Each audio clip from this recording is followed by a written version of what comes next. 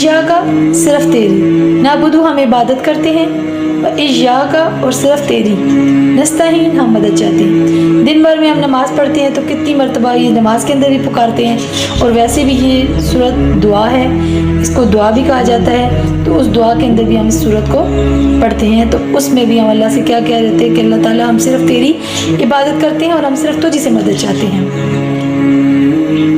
क्या मदद चाहते हैं? एहदिना सिरातल मुस्तकीम, एहदी दिखा देना हमको अस्सिरात रास्ता अल मुस्तकीम सीधा, सिरात रास्ता लजीना उन लोगों का अनहमता इनाम किया तूने, अलैहिम उन पर, गैरी ना अलमगजूबी गज़ब किया गया, अलैहिम उन पर, वला और ना अद्वाली जो गुमराह हुए। हम नमाज के अंदर अल्लाह से क्या कह रहे होते हैं कि अल्लाह ताला हमें किन लोगों का रास्ता दिखा, यानी कि जिन पर तेरा इनाम हुआ, ये भटके हुए ना थे।